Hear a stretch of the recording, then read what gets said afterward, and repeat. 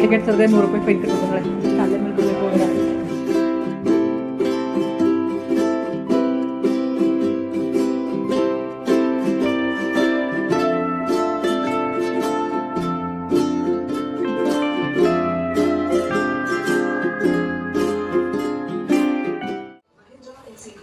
ಯಾಕೆ ದೀಕ್ಷಾ ಏನಾಯ್ತವ? ಇಷ್ಟು ಕ್ರೀಮ ನಾನು ತಿಂದ್ಬಿಟ್ರೆ ನನ್ನ ಗಂಟ್ಲು ಏನಾಗ್ಬಿಡ ಏನಂತ ವರ್ಷ ಅಂತ ನೋಡ್ಬೇಕು ಅಂದ್ಕೊಂಡೆ. ನೀವು ಹೋಗಿಯಮ್ಮ ನೋಡು ನಾನು ಹಚ್ಬೇಕು ಅಂತ ಬೇಕಿ ಕಡೆ ನಾನು ಆಯ್ತಲ್ಲ.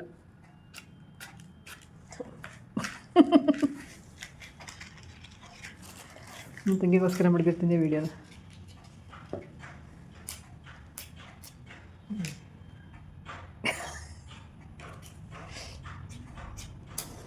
ಎಸ್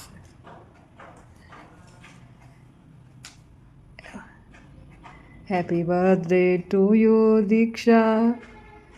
ಅದೇನು ಇಯರ್ ಫಸ್ಟಲ್ಲಿ ಒಂದ್ಸತಿ, ಇಯರ್ ಆದಮೇಲೆ ಒಂದ್ಸತಿ.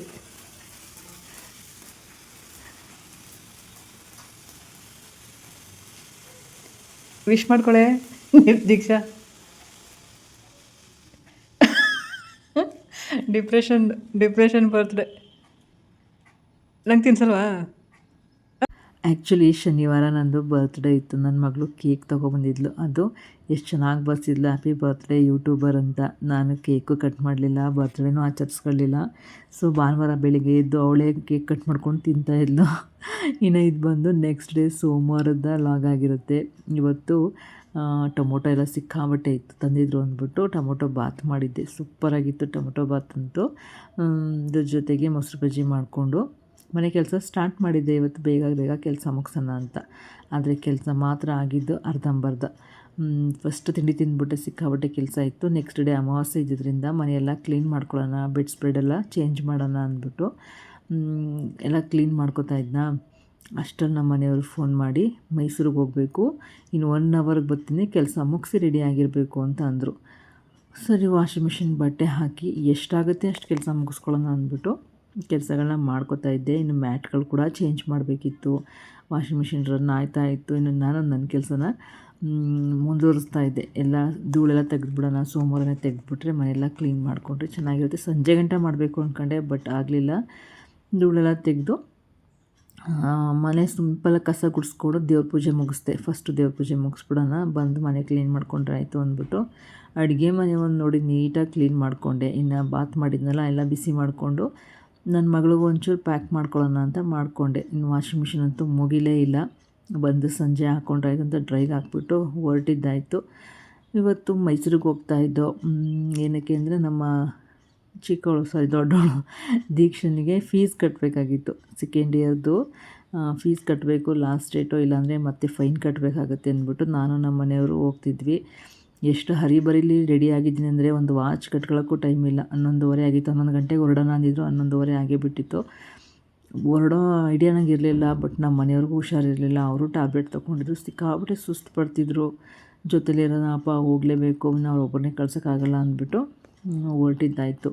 ಹೋಗುವಾಗ ನೋಡಿ ಎಷ್ಟು ಬಿಸಿಲು ಗೊತ್ತಾ, ಬೇಸಿಗೆ ಬಿಸಿಲು ಬರುತ್ತಲ್ಲ ಆ ಲೆವೆಲ್ಗೆ ಬಿಸಿಲೈತೆ. ಮೈ ಉರಿ ಆದಂಗೆ ಅನ್ನಿಸ್ತಾಯಿತ್ತು. ನಮ್ಮ ಮನೆಯವ್ರಿಗೆ ಹುಷಾರಿಲ್ದಿರೋದ್ರಿಂದ ಎ ಸಿ ಕೂಡ ಆನ್ ಮಾಡಿರಲಿಲ್ಲ, ಕೂತ್ಕೊಳ್ಳೋಕ್ಕೆ ಆಗ್ತಿಲ್ಲ, ಕಾರಲ್ಲಿ ಕೂತ್ಕೊಂಡು ಹೋಗೋಕ್ಕಾಗಿಲ್ಲ, ಅಷ್ಟು ಬಿಸಿ ಅನ್ನಿಸ್ತಾಯಿತ್ತು. ಇನ್ನು ಮೈಸೂರಿಗಂತೂ ತಲುಪಿದ್ವಿ. ಮನೆಯವರು ನನ್ನ ಮಗಳಿಗೆ ಪಿಜ್ಜಾ ತೊಗೊಬರ್ತೀನಿ ಅಂದ್ಬಿಟ್ಟು ಹೋದ್ರು. ನಾನು ಒಂದಿಷ್ಟು ಸ್ನ್ಯಾಕ್ಸ್ ತೊಗೊಂಡು ಅವಳು ಕ್ಲಾಸ್ ಬೆಲ್ ಆಗಲಿ ಅಂದ್ಬಿಟ್ಟು ವೆಯ್ಟ್ ಮಾಡ್ತಾ ಕೂತಿದ್ದೆ. ನೀನಾದರೂ ಕೂತಿರೋ, ಅವಳಿಗೆ ಗೊತ್ತಿರಲ್ಲ ನಾವು ಬರ್ತೀವಿ ಅಂದ್ಬಿಟ್ಟು ಸರ್ಪ್ರೈಸಾಗಿ ಹೋಗಿದ್ವಿ ಇವತ್ತು. ಆ್ಯಕ್ಚುಲಿ ಖುಷಿಪಟ್ಲು, ಸಿಕ್ಕಾಪಟ್ಟೆ ಖುಷಿಪಟ್ಲು. ಜೊತೆಗೆ ಪಿಜ್ಜಾ ಇದ್ದದಂತೊಳಗೆ ಇನ್ನೂ ಖುಷಿ ಅನ್ನಿಸ್ತು. ಬರ್ತ್ಡೇ ಕೇಕ್ ಅಂತೂ ತಿನ್ಸೋಕ್ಕಾಗಲಿಲ್ಲ ಅಂತ ಪಿಜ್ಜಾ ತಿನ್ನಿಸ್ತಾಯಿದ್ಲು. ಅವಳ ಫ್ರೆಂಡ್ಸು ಅವಳು ಎಲ್ಲ ತಿಂದು ಎಲ್ಲ ಆದಮೇಲೆ ಇನ್ನು ಹೊರಡುವಾಗ ಆ್ಯಸ್ ಯೂಶ್ವಲ್ ಅಪ್ಪ ಮಗಳದ್ದು ಈ ದುಃಖ ಇದ್ದದ್ದೇ ನೋಡಬೇಕು. ಅವ್ರ ಅಪ್ಪ ಅವಳನ್ನು ನೋಡಿ ಸುಮಾರು ದಿನ ಆಗಿಬಿಟ್ಟಿತ್ತು. ಅಂದರೆ ಅವಳು ಮನೆಗೆ ಬಂದಿದ್ದಲ್ಲ, ಅವಾಗ ನೋಡಿದ್ದೀನಿ, ನೋಡೋಕ್ಕೆ ಆಗಿರಲಿಲ್ಲ. ನಾನಂದರೆ ವಾರಕ್ಕೊಂದ್ಸಲ ಅಂತೂ ಹೋಗ್ತಿರ್ತೀನಿ. ಲಂಚ್ ಟೈಮಲ್ಲಿ ಒಂದು ಸ್ವಲ್ಪ ಸಿಗ್ತಾಳೆ, ಮಾತಾಡ್ಸ್ಕೊಂಡು ಬಂದುಬಿಡ್ತೀನಿ. ಇನ್ನು ಅವಳಿಗೆ ಆ್ಯಸ್ ಯೂಶ್ವಲ್ ನಾವು ಹೇಳ್ತೀವಲ್ವ, ಹಂಗಿರಪ್ಪ ಹಿಂಗಿರಪ್ಪ ಅಂತ ಹೇಳಿ ಎಲ್ಲ ಹೇಳಿ ಕ್ಲಾಸ್ ಹತ್ರ ಬಿಟ್ಟು ಬಂದ್ವಿ. ಇದಂತೂ ತುಂಬ ಚೆನ್ನಾಗಿದೆ ಅಲ್ಲ, ಲಾನ್ ಸಖತ್ತಾಗಿದೆ ಕಾಲೇಜ್ ಹತ್ರ. ಇನ್ನು ಹೊರಡ್ತಾ ಇದ್ವಿ. ಇಲ್ಲಿ ಮುಗಿಸ್ಕೊಂಡು ನೆಕ್ಸ್ಟ್ ಇನ್ನೊಂದು ಡ್ಯೂಟಿ ಏನು ಹೇಳಿ, ನನ್ನ ದೊಡ್ಡ ಮಗಳಿಗೆ ಫೀಸ್ ಕಟ್ಟೋದು. ಫೀಸ್ ಕಟ್ಟಲೇಬೇಕಾಗಿತ್ತು, ಅದಕ್ಕೋಸ್ಕರನೇ ಹೊರಟ್ವಿ. ಎಷ್ಟು ರೆಸ್ಪಾನ್ಸಿಬಿಲಿಟಿ ಇರುತ್ತಲ್ವ ಅಪ್ಪಂದರು ಅಂದರೆ. ಎಲ್ಲನೂ ನಿಭಾಯಿಸಬೇಕು. ಇವತ್ತು ಕೋರ್ಟ್ ಕೆಲಸ ಇತ್ತು, ಅದನ್ನು ಬಿಟ್ಟು ಅವ್ರ ಜೂನಿಯರ್ಗೆ ಅದನ್ನು ಒಪ್ಪಿಸಿ ಬಂದಿದ್ದರು. ಏನೂ ಮಾಡೋಕ್ಕಾಗಲ್ಲ, ನಾವೇ ಮಾಡಬೇಕು, ಒಂದಷ್ಟು ಕೆಲಸ ಅಂದಾಗ ಮಾಡಬೇಕು. ಬಟ್ ನಾನು ಬರದೇ ಇದ್ದರೂ ನಡೆಯೋದು. ಆದರೆ ನಮ್ಮ ಮನೆಯವ್ರಿಗೋಸ್ಕರ ಬಂದೆ, ಅವ್ರಿಗೆ ಹುಷಾರಿರಲಿಲ್ಲ ಅಂದ್ಬಿಟ್ಟು. ಡ್ರೈವ್ ಮಾಡೋಕ್ಕೂ ಕಷ್ಟ ಅಂತಿದ್ರು. ಅವ್ರಿಗೂ ಕೈ ನೋವಾಗೈತೆ, ನನಗೂ ಕಾಲು ನೋವಾಗೈತೆ. ಯಪ್ಪ ಯಾಕೆ ಹಿಂಗೆ ಆಗ್ತಿದೆ, ಇಬ್ಬರಿಗೂ ಹೆಲ್ತ್ ಅಪ್ಸೆಟ್ ಆಗ್ತಿದೆ ಗೊತ್ತಾ. ಒಂದು 15 ದಿನದಿಂದ ಬರೀ ಟ್ಯಾಬ್ಲೆಟ್ಸ್ ತೊಗೊಳ್ಳೋದು, ಹಾಸ್ಪಿಟ್ಲಿಗೆ ಹೋಗೋದು, ಇದೇ ಆಗೋಯ್ತು ಲೈಫ್ ಅಂತ ಅನ್ನಿಸ್ಬಿಡ್ತು. ಇನ್ನು ಅದು ಪಕ್ಕಕ್ಕೆ ಇರಲಿ. ಈ ವಿಡಿಯೋ ಸ್ವಲ್ಪ ಲೆಂತ್ ಆಗ್ಬೋದು, ಯಾಕಂದರೆ ಒಂದು 4 ದಿನದ ವಿಡಿಯೋ ಒಟ್ಟಿಗೆ ಹಾಕಿದ್ದೀನಿ. ಸ್ವಲ್ಪ ಲೆಂತ್ ಅನಿಸುತ್ತೆ.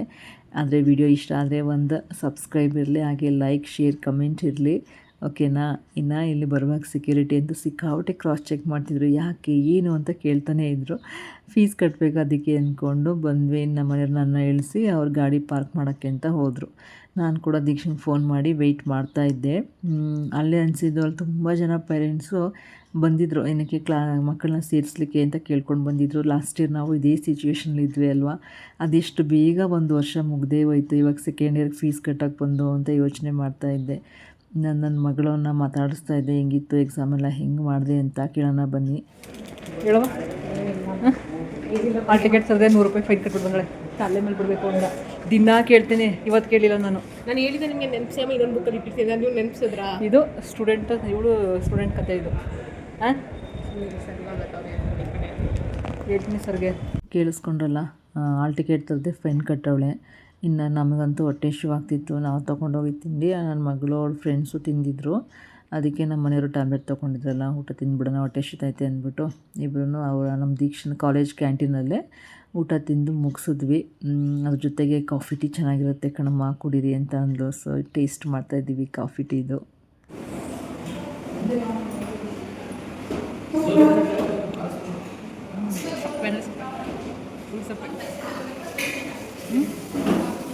ಶುಗರ್ ಹಾಕ್ಕೊಳ್ಳಿ ಬೇಕಲ್ಲ. ನಾನು ಶುಗರ್ ಕಮ್ಮಿ ಹಾಕಿದ್ದೆ, ಡಿಕಾಕ್ಷನ್ ಕಮ್ಮಿ ಹಾಕಿ. ಇಲ್ಲಿ ಬಂದರೂ ನೋಡಿ, ಡ್ರಗ್ಸ್ನಂತೂ ಬಿಡೋದಿಲ್ಲ ಎಲ್ಲೋದ್ರೂ. ನಾ ಅಪ್ಪಂಗೆ ಕೊಡ್ಸೋರ್ಗೂ ಬಿಡಲಿಲ್ಲ, ನಂಗೆ ಬೇಕೇ ಬೇಕು, ಟೀ ಬೇಕೇ ಬೇಕು ಅಂತ. ಹೊರಗಡೆ ಕುಡಿಯೋದೇ ಇಲ್ಲ. ಚೆನ್ನಾಗೈತಾ? ಇನ್ನು ಊಟ ಮುಗಿಸ್ಕೊಂಡು ಕಾಫಿ ಟೀನು ಮುಗಿಸ್ಕೊಂಡು ಫೀಸ್ ಕಟ್ಟೋಣ ಅಂತ ಬಂದ್ವಿ. ಮುಂಚೆ ಅವರು ಲಂಚ್ಗೆ ಹೋಗಿದ್ರು ಅಂತ ನಾವು ಊಟ ತಿನ್ಕೊಂಬರಕ್ಕೆ ಹೋಗಿದ್ದು. ಇನ್ನು ನಮ್ಮ ಮನೆಯವ್ರು ಬಂದು ಅಮೌಂಟೆಲ್ಲ ಲೆಕ್ಕ ಹಾಕೋತಾ ಇದ್ದರು. ಅವರು ನೋಡ್ಬೋದು ಸಖತ್ ಸ್ಟ್ರೈನ್ ಆದಂಗೆ ಇದ್ದರು. ನನಗೆ ನಿಂತ್ಕೊಳ್ಳೋಕ್ಕಾಗ್ತಿಲ್ಲ, ಕುತ್ಕೋ ಹೋಗು ನೀನು ಅಂತ ಕಳಿಸಿದ್ರು. ಕಾಲು ನೋವಿತ್ತಲ್ಲ, ಸಿಕ್ಕಾಬಿಟ್ಟೆ ನನಗಿದು ಯಾಕೆ ಬಂದಿದೆ ಕಾಲು ನೋವು ಅಂತಲೇ ಗೊತ್ತಾಗ್ತಿಲ್ಲ. ಅಷ್ಟು ಬೇಜಾರಾಗ್ಬಿಟ್ಟಿದೆ. ಅವ್ರು ಫೀಸ್ ಕಟ್ಟಿ ಬರೋವರೆಗೆ ಕೂತಿರೋಣ ಅಂದ್ಬಿಟ್ಟು ಬಂದು ಕೂತ್ಕೊಂಡೆ. ಅಷ್ಟೆಲ್ಲ ಅವರಿಬ್ಬರು ಕೂಡ ಫೀಸ್ ಕಟ್ಟಿ ಮುಗಿಸಿ ಬಂದರು. ಏನೋ ಒಂಥರ ಅಲ್ವಾ, ಒಂದು ವರ್ಷ ಮುಗ್ದೇ ಹೋಯ್ತು ಮಗಳದು ಡಿಗ್ರಿ. ಇನ್ನು ನೆಕ್ಸ್ಟ್ ಸೆಕೆಂಡ್ ಇಯರಿಗೆ ಬಂದಳು. ನಮ್ಮ ಮನೆಯವರು ಸ್ಟ್ರೈನ್ ಆಗ್ತಿದೆ, ತಲೆ ಸುತ್ತಂಗೆ ಆಯ್ತದೆ, ಸ್ವಲ್ಪ ಹೊತ್ತು ಕೂತಿದ್ದೋಗೋಣ ಅಂತ ಅಂದರು. ಸೊ ಇಲ್ಲೇ ಕೂತಿದ್ವಿ ಅವ್ರ ಕಾಲೇಜ್ ವರಾಂಡದಲ್ಲೇ ತಮಾಷೆ ಮಾಡಿಕೊಂಡು. ಜೀವನದಲ್ಲಿ ಎಲ್ಲೋ ಪಾರ್ಕ್ ಅಂತೂ ಹೋಗಿ ಕೂತ್ಕೊಂಡಿಲ್ಲ, ಎಲ್ಲರೂ ಸ್ವಲ್ಪ ಹೊತ್ತು ಕೂತ್ಕೊಳ್ಳೋಣ ಅಂತ ಇಬ್ಬರು ತಮಾಷೆ ಮಾಡಿಕೊಂಡು ಕೂತಿದ್ದೋ. ನಮ್ಮ ಮನೆಯವರು ನಾವು ನಿದ್ದೆ ಬರ್ತಿದ್ದೆ, ಗಾಡಿ ಓಡ್ಸೋಕ್ಕಾಗಲ್ಲ, ಸ್ಟ್ರೈನ್ ಆಗ್ತಿದೆ ಅಂದ್ಕೊಂಡು ಒಂದಿಷ್ಟು ತಮಾಷೆ ಮಾಡಿಕೊಂಡು ನಗಿಸ್ತಾಯಿದ್ರು. ಹಿಂಗೆ ಹಾಕ್ತೀನಿ ರೀ ನಾನು ವೀಡಿಯೋನ ಅಂದ್ಬಿಟ್ಟು ಹಂಗೆ ಹಾಕ್ತೆ. ಅವ್ರು ಗಾಡಿ ತರಕ್ಕೆ ಅಂದ್ಬಿಟ್ಟು ಹೋದರು. ಅವರಿಬ್ರು ಕಾರ್ ತೊಗೊಬರಕ್ಕೆ ಹೋದರು. ನನಗಂತೂ ಆಯ್ತಿಲ್ಲ, ಕಾಲು ಸಿಕ್ಕಾಬಿಟ್ಟೆ ನೋಯ್ತಾಯಿದೆ. ಅದಕ್ಕೆ ಕೂತಿದ್ದೀನಿ, ನಡೆಯೋಕ್ಕೂ ಆಗ್ತಿಲ್ಲ. ಮನೆಗೆ ಹೋಗಿ ಹೆಂಗೆ ಕೆಲಸ ಮಾಡೋದು ಅಂತ ಯೋಚನೆ ಮಾಡ್ತಾಯಿದ್ದೀನಿ. ಅವರಿಬ್ಬರು ಕರೆದ್ರೂ ನಾನು ಹೋಗಲಿಲ್ಲ, ಸುಮ್ಮನೆ ಕೂತ್ಕೊಂಡೆ. ಇನ್ನು ನಮ್ಮ ಪ್ರೀತಿಯ ಐರಾವತ ಅಂತೂ ಬಂತು. ಹೊರಡ್ತಾ ಇದ್ದೀವಿ. ಮಗಳಿಗೂ ಒಂದಷ್ಟು ಹೇಳ್ಕೊಂಡು ಓದ್ಕೋಬೇಕಪ್ಪ, ಚೆನ್ನಾಗಿ ಫೀಸ್ ಕಟ್ಟಿದ್ದೀವಿ ಅಂತ ಪ್ರತಿ ಅಪ್ಪ ಅಮ್ಮನಿಗೂ ಇದೇ ಇರ್ತದಲ್ವ. ಅಂದರೂ ಓದ್ಕೋತಾರೆ. ಡಿಗ್ರಿಗೆ ಬಂದಮೇಲೆ ಅವ್ರಿಗೇನು ಹೇಳ್ಬೇಕಾದ ಅವಶ್ಯಕತೆ ಇಲ್ಲ ನನ್ನ ಪ್ರಕಾರ. ಆದರೂ ನಮ್ಮದು ಒಂದು ಕನ್ಸರ್ನ್ ಅಂತ ಇರುತ್ತಲ್ಲ, ಅದನ್ನೇ ಹೇಳೋದು. ಅವಳು ಚಕ್ಲಿ ಎಲ್ಲ ಇಟ್ಟಿದ್ದೆ, ಅವಳು ತಂಗಿಗೆ ತೊಗೊಂಡಿದ್ನಲ್ಲ, ಇವಳಿಗೂ ತಗೊಂಡಿದ್ದೆ, ತಿಂತಾ ಕೂತಿದ್ಲು. ಇನ್ನು ಮೈಸೂರಲ್ಲಿ ಹಾಗೆ ಹೊರಡ್ತಾ ಇದ್ವಿ. ಅದೇ ಒಂದೆರಡು ಗ್ಲಿಮ್ಸ್ ತೊಗೊಂಡೆ ಅಷ್ಟೇ, ಚೆನ್ನಾಗಿತ್ತು. ಇನ್ನು ಅದಾದಮೇಲೆ ನಮ್ಮ ಊರಿಗೆ ಹೋಗ್ತಾಯಿದ್ದೋ. ನಮ್ಮ ಅಪ್ಪನಿಗೆ ಹುಷಾರಿಲ್ಲ, ಲಾಸ್ಟ್ ವಿಡಿಯೋದಲ್ಲೇ ಹೇಳಿದ್ದೆ ನಿಮಗೆ. ನಮ್ಮ ಮನೆಯವರು ನೋಡಿರಲಿಲ್ಲ, ಅವ್ರನ್ನ ನೋಡ್ಕೊಂಬಂದ್ಬಿಡೋಣ ಹಂಗೆ ಹೆಂಗೋ ಬಂದಿದ್ದೀವಲ್ಲ ಅಂದ್ಕೊಂಡು ಬಂದ್ವಾ. ಇಲ್ಲೊಂಥರ ಟ್ರಾಫಿಕ್ ಜಾಮ್ ಆಗಿಬಿಟ್ಟಿತ್ತು. ಸ್ಕೂಲ್ ಬಸ್ಗಳು ಎಷ್ಟು ಬಸ್ ಬರುತ್ತೆ ಗೊತ್ತಾ ನಮ್ಮೂರಿಗಂತೂ. ನಾವು ಓದುವಾಗ ಒಂದು ಬಸ್ ಇಲ್ಲ. ಎಷ್ಟು ಕಷ್ಟಪಟ್ಟು ಮೈಸೂರಿಗೆ ಕಾಲೇಜಿಗೆ ಹೋಗ್ತಿದ್ದೋ ಅಂದರೆ ನಮಗೆ ಮಾತ್ರನೇ ಗೊತ್ತು ಆ ಕಷ್ಟ ಎಲ್ಲ. ಇವಾಗಿನ ಮಕ್ಕಳಿಗಂತೂ ಒಳ್ಳೆ ಫೆಸಿಲಿಟೀಸ್ ಇದೆ ಓದೋದಕ್ಕೆ. ನಮ್ಮ ಮನೆಗೆ ಬಂದರೆ ಮನೇಲಿ ಯಾರೂ ಇರಲಿಲ್ಲ, ಬಾಗಿಲು ಹಾಕಿತ್ತು. ಹಿಂದೆ ಬಾಗಿಲಿಗೆ ಬಂದು ನೋಡಿದ್ವಿ, ಅಲ್ಲೂ ಯಾರೂ ಇರಲಿಲ್ಲ. ಒಂದಷ್ಟು ಹೂವಿನ ಗಿಡಗಳೆಲ್ಲ ನೋಡಿಕೊಂಡು ಅವರು ಇನ್ನೊಂದು ಮನೆ ಅಂದರೆ ಹಸುಗಳಿಗೆ ಅಂತ ಕಟ್ಟಿಸಿದಾರೆ, ಅಲ್ಲಿದ್ದರು. ಅಲ್ಲಿಗೆ ಹೋಗೋಣ ಅಂದ್ಬಿಟ್ಟು ಹೋಗ್ತಾ ಇದ್ವಿ. ಚಿನ್ನಪೂರ್ತಿ ಅದೇ ಕೆಲಸ ನನಗೆ, ನೀವು ವೇಲೆ ಹಾಕೋದು, ನಿಮ್ಮ ಕ್ಯಾಮ್ರಾ ಹಿಡಿಯೋದು. ನೋಡಿ ನಂದು ಇದ್ದೇ ಜೀವನ ಆಗೋಯ್ತು. ನಮ್ಮಮ್ಮ ಎಲ್ಲಾದ್ರೂ ಕ್ಯಾಮ್ರಾ ಅಂತಾರೆ ಹೋಗೋದು, ಹಿಂದೆ ವೇಲ್ ಬಿದ್ದೋಗಿದ್ರೆ ನಮ್ಮ ಬಿದ್ದೋಗುತ್ತೆ ಅಂತ ವೇಲ್ ಹಾಕೋದು. ಯಾವ ಗಲ್ಲಿನೂ ಬಿಟ್ಟಿಲ್ಲ ನಾನು, ಎಲ್ಲ ಕಡೆ ಕ್ಯಾಮ್ರಾ ಇಡ್ಸಿದ್ದಾರೆ. ತಗೊಳ್ಳಿ ಅಮ್ಮ, ನೋಡಿ ಮತ್ತೆ ವೇಲ್ ಬಿದ್ದೋಯ್ತು. ಇನ್ನು ಮನೆಯಿಂದ ಸ್ವಲ್ಪ ದೂರ ಅಷ್ಟೇ, ಇಲ್ಲಿ ಹಸುಗಳು ಕಟ್ಟೋದಕ್ಕೆ ಅಂದ್ಬಿಟ್ಟು ನಮ್ಮದೊಂದು ಸೈಟ್ ಇತ್ತು, ಇಲ್ಲಿ ಈ ಥರ ಮಾಡಿಸ್ಕೊಂಡಿದ್ದಾರೆ. ಇದನ್ನು ನೀವು ನಾನು ಲಾಸ್ಟ್ ವ್ಲಾಗಲ್ಲಿ ನೋಡಿರ್ಬೋದು. ಸಿಕ್ಕಾಬಿಟ್ಟೆ ಹೂವಿನ ಗಿಡಗಳೆಲ್ಲ ಇದ್ವು. ಇವಾಗೆಲ್ಲ ಹೋಗಿ ಒಂದೆರಡು ರೋಸ್ ಗಿಡಗಳು ಮಾತ್ರ ಬಿಟ್ಕೊಂಡವ್ರೆ. ಎಷ್ಟು ಗಿಡಗಳು ಹಾಕಿದ್ರು ಗೊತ್ತಾ. ನಾನು ಆ ಗಿಡಗಳೆಲ್ಲ ತಂದು ಪಾಟ್ಗೆ ಹಾಕೋಬೇಕು ಅಂದ್ಕೊಂಡೆ, ನೋಡಿದ್ರೆ ಎರಡು ರೋಸ್ ಗಿಡ ಬಿಟ್ಟವ್ರೆ. ಅದರಲ್ಲೊಂದು ಹೂವು ಬಿಟ್ಟಿತ್ತು, ಎಷ್ಟು ಚೆನ್ನಾಗಿದೆ ನೋಡಿ. ಇನ್ನು ನಮ್ಮ ಅಪ್ಪನೂ ಇಲ್ಲೇ ಇತ್ತು, ಮಾತಾಡಿಸ್ಕೊಂಡು ಇಲ್ಲಿಂದಲೇ ಹೊರಡೋಣ ಅಂತ ಅಂದ್ಕೊಂಡು. ನಮ್ಮ ಹುಡುಗರು ಸೈಕಲ್ ಯಾಕೋ ನಿಲ್ಸೋಕ್ಕೆ ಆಯ್ತಿರಲಿಲ್ಲ. ನನ್ನ ಮಗಳು ಟ್ರೈ ಮಾಡೋದು, ನೋಡೋದು ಅದಕ್ಕೆ ಸ್ಟ್ಯಾಂಡ್ ಇಲ್ಲ ಅಂತ ಮತ್ತೆ ಬಂದು. ಇವತ್ತು ಲಾಸ್ಟ್ ಡೇ ಅಂತೆ, ಕೆಲಸ ಮಾಡ್ತಾಯಿದ್ರು. ಅಷ್ಟರಲ್ಲಿ ನಮ್ಮ ಹುಡುಗರು ಕೂಡ ಸ್ಕೂಲ್ ಮುಗಿಸ್ಕೊಂಡು ಇಲ್ಲಿಗೆ ಬಂದವು. ಮನೆ ಬೀಗ ಹಾಕಿತ್ತಲ್ಲ, ಸೊ ಇಲ್ಲಿಗೆ ಬರಬೇಕು, ಬಂದರು.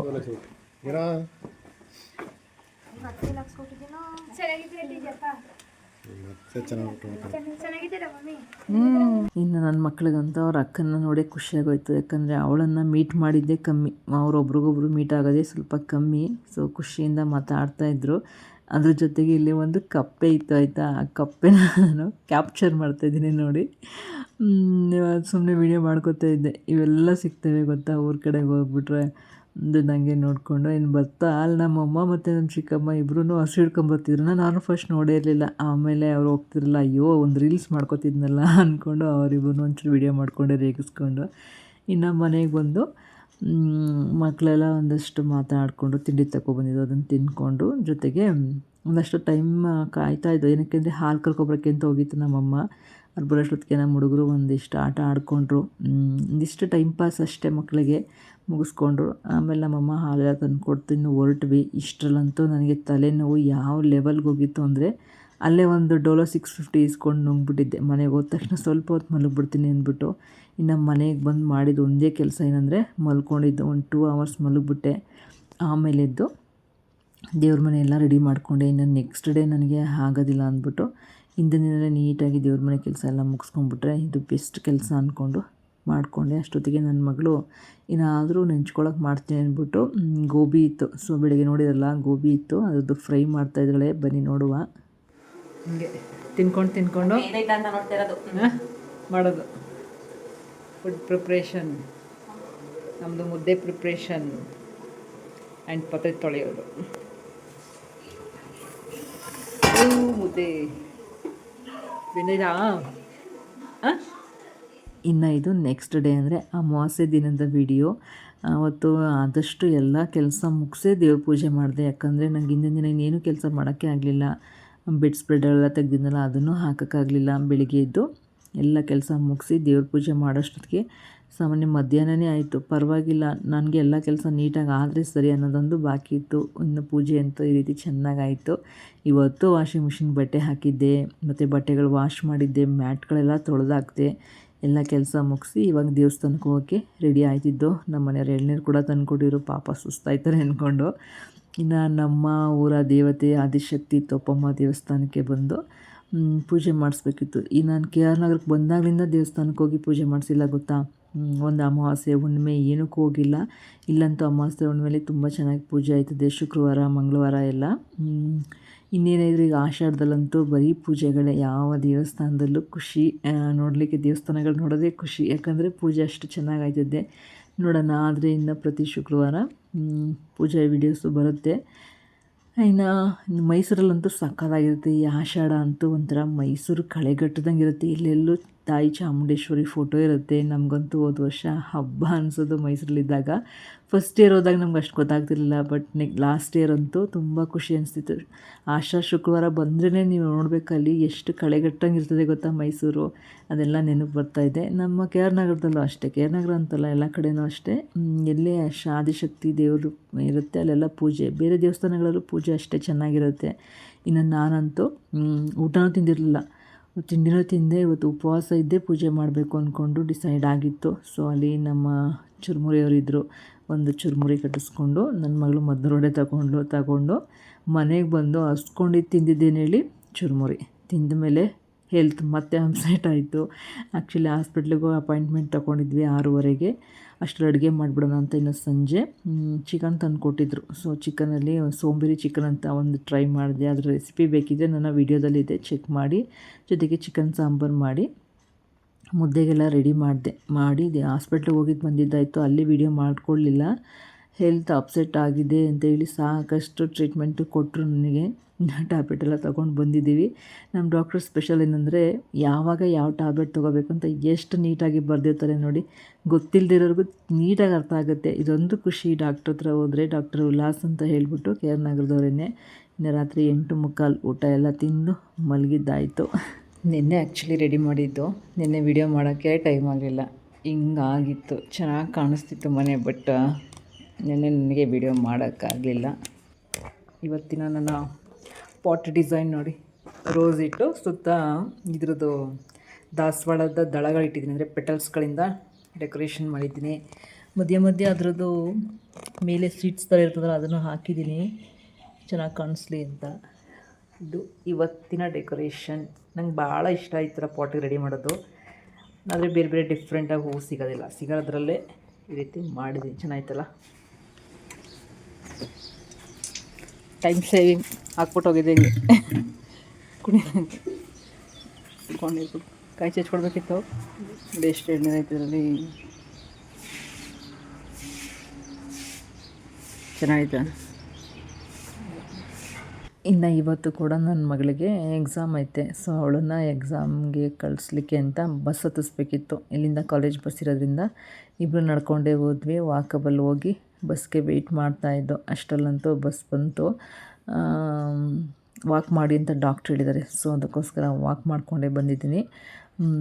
ಬಸ್ಗೆ ಅವಳನ್ನ ಹತ್ತಿಸ್ಬಿಟ್ಟು ಅವಳನ್ನ ಕಳಿಸ್ಬಿಟ್ಟು ನಾನು ಇನ್ನೊಂದು ಸ್ವಲ್ಪ ವಾಕ್ ಮುಗಿಸ್ಕೊಂಡು ಬಂದೆ. ಯಾಕಂದರೆ doctor must and should walk ಹೇಳಿದ್ದಾರೆ. ಆ್ಯಂಡ್ ಕಾಲ್ದು 1-2-3 ಎಕ್ಸಸೈಸು ಕೂಡ ಹೇಳೋರೆ. ಅದನ್ನು ಮಾಡಿ ಸರಿ ಹೋಗುತ್ತೆ. ಟ್ಯಾಬ್ಲೆಟು ತುಂಬ ಬೇಡ ಅಂದ್ಬಿಟ್ಟು ಒಂದಿಷ್ಟು ಟ್ಯಾಬ್ಲೆಟ್ ಅಂತೂ ಕೊಟ್ಟಿದ್ದಾರೆ, ತೊಗೋಬೇಕು ಇನ್ನೂ 1 ವಾರ 15 ದಿನ. ನಾನು ಒಂದಷ್ಟು ವಾಕ್ ಮುಗಿಸ್ಕೊಂಡು ಮನೆಗೆ ಬಂದೆ. ಹಾಲು ತೊಗೊಬಂದು ಹಾಲು ಕಾಯ್ಲಿಕ್ಕಿಟ್ಟು ಇಡ್ಲಿ ಎಲ್ಲ ಮಾಡಿದ್ದೆ ಬೆಳಿಗ್ಗೆ. ಅವಳು ಹಾಕ್ಕೊಂಡೋಗಿದ್ದೆ 2-3 ಇಡ್ಲಿ ತೊಗೊಂಡೋಗೋಳು ಇವತ್ತು. ಇನ್ನು ಚಿಕನ್ ಸಾಂಬಾರು ಇತ್ತಲ್ಲ ಅದಕ್ಕಾಗುತ್ತೆ ಅಂದ್ಬಿಟ್ಟು ಇಡ್ಲಿ ಮಾಡಿದ್ದಾಯಿತು. ಬಟ್ ನಮ್ಮ ಮನೇಲಿ ಏನಂದರೆ ಇದು ಬೆಳಿಗ್ಗೆ ಟೈಮ್ ನಾನ್ ವೆಜ್ಜಲ್ಲಿ ತಿನ್ನಲ್ಲ ಯಾರೂ. ಸೊ ಅವರಿಗೋಸ್ಕರ ಬ್ಯೂಟಿಫುಲ್ಲಾಗಿ ಕಾಯಿ ಚಟ್ನಿ ಮಾಡಿದ್ದೀನಿ. ಒಂದು ಒಳ್ಳೆ ಒಗ್ಗರಣೆ ಹಾಕಿ ಚಟ್ನಿ ರೆಡಿ ಆಯಿತು. ಅದ್ರ ಜೊತೆಗೆ ಅಂಬಲಿ ಇರಲೇಬೇಕು. ಅಂಬಲಿನೋ ಅಥವಾ ಮುದ್ದೆನೋ ಚಪಾತಿನೋ ಈ ರೀತಿ ಇರಬೇಕು. ಎಲ್ಲ ಮಾಡಿ ತಿಂದು ಮುಗಿಸಿ ಈಗ ಬಟ್ಟೆ ಎಲ್ಲ ಮಡ್ಚನ ಎಲ್ಲ ಬಿಡಿಸ್ಬಿಟ್ಟು ತೆಗೆದಿದ್ನಲ್ಲ ಅಂತ ಬಂದೆ. ಒಂದು ಪಿಲ್ಲೋ ಕವರ್ ನನ್ನ ಮಗಳು ಬಿಚ್ಚುವಾಗ ಹರಿದು ಬಿಟ್ಟಿದ್ಲು. ಸೊ ಇವಾಗಲೇ ಅದನ್ನು ಸರಿ ಮಾಡಿಬಿಡ್ಬೇಕು. ಮಡಚಿ ಎತ್ತಿಟ್ರಂತೂ ಅದನ್ನು ಮಾಡೋಕ್ಕೆ ಸಾಧ್ಯನೇ ಇಲ್ಲ. ನಾನು ಈ ಥರ ಸೋಂಬೇರಿತನ ಬಂದುಬಿಡುತ್ತೆ. ಮತ್ತೆ ಆ ಕೆಲಸ ಮುಗಿಯಲ್ಲ ಅಂದ್ಬಿಟ್ಟು ಈಗಲೇ ಸ್ಟಿಚ್ ಎಲ್ಲ ಹಾಕಿ ಎಲ್ಲ ಮಡ್ಚಿಡೋಣ ಅಂದ್ಬಿಟ್ಟು ಸಿಕ್ಕಾಬಟ್ಟೆ ಹರಡ್ಕೊಂಡಿದ್ದೆ. ಮನೆ ಕೆಲಸ ಸಿಕ್ಕಾಬಟ್ಟೆ ಐತೆ, ಆದ್ರೂ ಮಾಡ್ತಾಯಿದ್ದೀನಿ. ಮಾಡಲೇಬೇಕಲ್ವ. ನೋಡಿ ಈ ರೀತಿ ಸ್ಟಿಚ್ ಹಾಕಿ ನೀಟಾಗಿ ಮಾಡಿಕೊಂಡ್ರೆ ರೆಡಿ ಆಗುತ್ತೆ. ಲೈಫ್ ಹೆಂಗೆ ಅಲ್ವಾ, ಸಮಸ್ಯೆ ಇದ್ದಾಗ ಸ್ಟಿಚ್ ಹಾಕಿ ರೆಡಿ ಮಾಡ್ಕೋಬೇಕು ಅನ್ನಂಗೆ. ವಿಡಿಯೋ ನೋಡಿದ್ರೆ ಅಲ್ವಾ, ವಿಡಿಯೋ ಇಷ್ಟ ಆಯಿತು ಅಂತ ಭಾವಿಸ್ತೀನಿ. 1-2-3 ದಿನದ ಒಟ್ಟಿಗೆ ವಿಡಿಯೋನ ಹಾಕಿದ್ದೀನಿ. ಜೊತೆಗೆ ನನ್ನ ಮಕ್ಕಳು ಗಿಫ್ಟ್ ಮಾಡಿದರು. ಬರ್ತ್ಡೇ ಆಚರಿಸ್ಕೊಳ್ಳಿಲ್ಲ ಅಷ್ಟೇ. ಬಟ್ ನನ್ನ ಚಿಕ್ಕ ಮಗಳು ಇಲ್ಲಿ ಕಾಣಿಸ್ತಿರ್ಬೋದು, ಉಲ್ಟಾ ಕಾಣಿಸುತ್ತೆ ಆ್ಯಕ್ಚುಲಿ ಕ್ಯಾಮ್ರಾಗೆ. ನನ್ನ ಮಮ್ಮಿ ಅಂದ್ಕೊಂಡು ಒಂದು ಲೆಟರ್ ಕೊಟ್ಟಿದ್ಲು. ಖುಷಿ ಆಯಿತು. ಇದ್ರೆ ಗಿಫ್ಟ್ ಕೊಡೋಳು ಆ್ಯಕ್ಚುಲಿ. ಬಟ್ ಒಂದು ಲೆಟರ್ ಅಂತೂ ಕೊಟ್ಟಳು. ದೊಡ್ಡವಳು ಒಂದು ಬ್ಯಾಗ್, ಅಂದರೆ ಪರ್ಸ್ ಟೈಪು, ಆ್ಯಂಡ್ ಈ ರೀತಿ ಹ್ಯಾಂಗ್ ಕೂಡ ಮಾಡ್ಕೋಬೋದು. ಈ ರೀತಿಯ ಒಂದು ಬ್ಯಾಗ್ನ ಅವಳು ಗಿಫ್ಟ್ ಮಾಡಿದ್ಲು. ನಮ್ಮ ಮನೆಯವ್ರು ಏನು ಗಿಫ್ಟ್ ಮಾಡಿದ್ರು ಅಂದರೆ ಸೀರೆ ತೊಗೊಳಕ್ಕೆ ದುಡ್ಡು ಕೊಟ್ಟಿದ್ರು. ಸೊ ಸೀರೆ ತೊಗೊಂಡಿದ್ದೆ. ಲಾಸ್ಟ್ ಎಕ್ಸ್ಪೋ ವಿಡಿಯೋದಲ್ಲಿ ನೋಡಿದ್ರಿ ಅನಿಸುತ್ತೆ, ಸಿಲ್ಕ್ ಇಂಡಿಯಾ ಇದೆಯಲ್ಲ, ಅದೊಂದು ಸೀರೆ ತೊಗೊಂಡಿದ್ದೆ. ಬಟ್ ನಾನು ಯಾವತ್ತೂ ಕೂಡ ಆ್ಯನಿವರ್ಸರಿಗಾಗಲಿ ಬರ್ತ್ಡೇಗಾಗಲಿ ಹೊಸ ಡ್ರೆಸ್ ಹಾಕ್ಕೊಳ್ಳೇಬೇಕು, ಇರಲೇಬೇಕು ಸೀರೆ ಅಥವಾ ಡ್ರೆಸ್. ಆ ಥರ ಒಂದು ಸಂಪ್ರದಾಯ ಬಂದೇ ಇಲ್ಲ ನಮ್ಮ ಮನೇಲಿ. ಈ ಸಲ ಯಾಕೋ ನನಗೆ ಬರ್ತ್ಡೇ ಆಚರಿಸ್ಕೋಬೇಕು ಅಂತ ಅನ್ನಿಸ್ಲಿಲ್ಲ. ಚಿಕ್ಕವಳು ಇರಲಿಲ್ಲ, ಮತ್ತು ನಮ್ಮ ಅಪ್ಪಂಗೆ ಹುಷಾರಿರಲಿಲ್ಲ. ನನಗೆ ಕಾಲು ನೋವು, ಸಿಕ್ಕಾಬಟ್ಟೆ ಕಾಲು ನೋಯ್ತಾಯಿತ್ತು. ಕೂತ್ಕೊಳ್ಳೋಕೆ ನಿಂತ್ಕೊಳ್ಳೋಕ್ಕೆ ಆಗ್ತಿರ್ಲಿಲ್ಲ. ಸೊ ಅದಕ್ಕೆ ಬರ್ತ್ಡೇ ಆಚರಿಸ್ಕೊಳ್ಳೋಕ್ಕೆ ಹೋಗಲಿಲ್ಲ. ಹಾಗೆ ಸುಮ್ಮನೆ ಹೋಯ್ತಷ್ಟೇ. ಕೇಕು ಕಟ್ ಮಾಡಿಲ್ಲ ನಾನು. ನನ್ನ ಮಗಳು ಪಾಪ ಹ್ಯಾಪಿ ಬರ್ತ್ಡೇ ಯೂಟ್ಯೂಬರ್ ಅಂತ ಬರ್ಸ್ಕೊಬಂದಿದ್ಲು. ಅವಳು ಡಿಸಪಾಯಿಂಟ್ ಆದಳು ನಾನು ಕೇಕ್ ಕಟ್ ಮಾಡಲಿ ಅಂತ. ಅವಳೇ ಕಟ್ ಮಾಡಿದ್ದು ನೋಡಿದ್ರಿ. ಇದಿಷ್ಟ ಆಗಿತ್ತು. ಇವತ್ತಿನ ನೆಕ್ಸ್ಟು ಕೆಲಸ ಕಂಟಿನ್ಯೂ ಮಾಡಬೇಕು. ಇವತ್ತೇ ಎಡಿಟ್ ಮಾಡಿ ಇವತ್ತೇ ವೀಡಿಯೋ ಅಪ್ಲೋಡ್ ಮಾಡ್ತಿದ್ದೀನಿ. ಬುಧವಾರ ಇವತ್ತು. ನೆಕ್ಸ್ಟ್ ಏನಿದ್ರು ಮುಂದಿನ ಕೆಲಸಗಳ ಮಾಡಬೇಕು. ಅದಕ್ಕೋಸ್ಕರನೇ ವಿಡಿಯೋನ ಇಲ್ಲಿಗೆ ಎಂಡ್ ಮಾಡ್ತಾ ಇದ್ದೀನಿ. ಸಿಗ್ತೀನಿ ಮತ್ತೆ ಮುಂದಿನ ವಿಡಿಯೋದಲ್ಲಿ. ಅಲ್ಲಿವರೆಗೂ ಎಲ್ಲರಿಗೂ ಪ್ರೀತಿಯ ಧನ್ಯವಾದಗಳು. Thank you so much.